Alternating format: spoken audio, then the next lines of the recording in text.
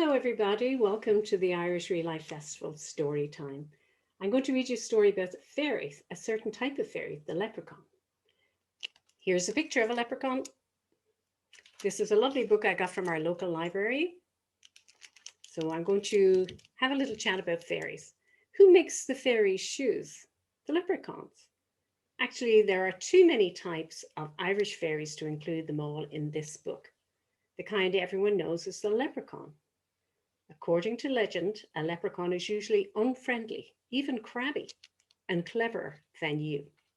He lives alone and passes the time making shoes. Fairy shoes wear out very quickly from all their dancing, so there's plenty of work for him to do.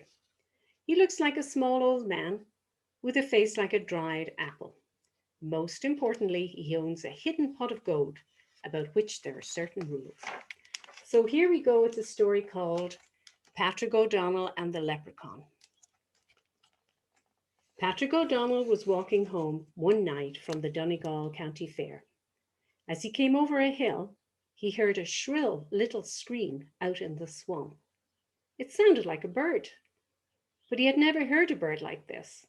So he made his way out into the bog, taking care not to sink in the thick mud.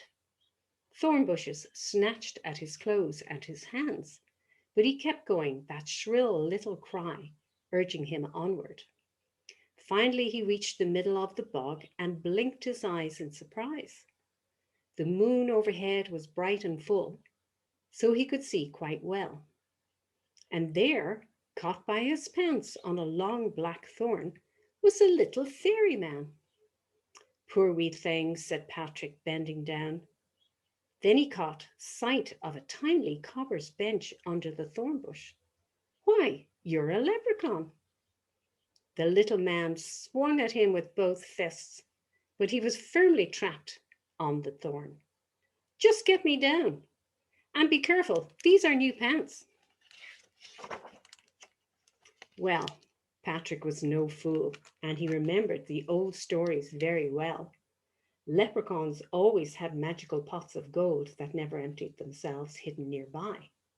And if you could catch one, and if you never took your eyes off him, he'd have to do anything you said. So if he asked this leprechaun for his pot of gold, the leprechaun would have to show him where it was hidden. I'll help you, he said, gently taking the little man off the thorn, but I'm not letting you out of my sight. I want your pot of gold so I can feed my family. And here he is helping him. The leprechaun shook his head. You better go take care of your father's animals, he said, pointing past Patrick. Look, the fence is broken and the cattle are getting loose. Patrick almost turned to look, but then he saw through the trick. He had to keep his eyes on the leprechaun or it would escape. Oh, very well, the leprechaun sighed. Put me down. I have a big pot of gold in that field over there. I'll show you. As the moon rose across the sky, Patrick made his way deeper into the swamp, careful not to look away from the leprechaun. They came to a certain black thorn bush. My gold is hidden under that bush, the leprechaun said with a scowl. Patrick looked around the swamp at the thousands of black thorn bushes. In the moonlight, they all looked the same. Are you sure this is the right one? He said. As sure as I am that I'm the one that mends all the fairies' shoes after they've worn out from dancing. Just dig under that bush, if you must, and you'll find your pot of gold. But poor Patrick didn't have so much as a sharp stick to dig with. If I go home for a shovel, I'll never be able to find my way back to this bush, he cried. Not my fault, the leprechaun said. You wanted to know where it was, and I've shown you. Getting it home is your problem. Patrick thought, and finally had an idea. I'll tie my red scarf around the bush. Even in the darkness, I'll be able to see it and find my way back. The leprechaun began to laugh. That's your solution? He asked. Very well then, I'll be on my way. And there's Patrick, tying his scarf around the bush, and the leprechaun is running away. Now that the magical pot was almost his, Patrick let go of the little man, who vanished like a shooting star into the night. Patrick tied his scarf tightly around the bush. It took him the rest of the night to make his way out of the swamp, go home for a shovel, and return.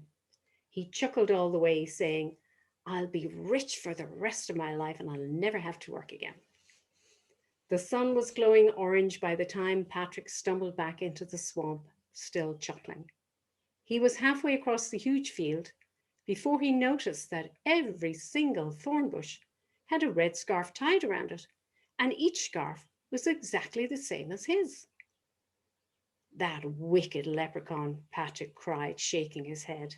"If I live to be 100, I'll never be able to dig up every thorn bush in this field."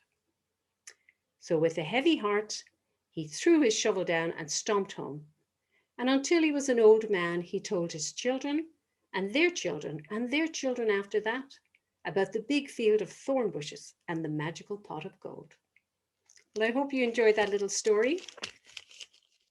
I wish you all the very best and take care of yourselves and hope to see you soon. Bye-bye.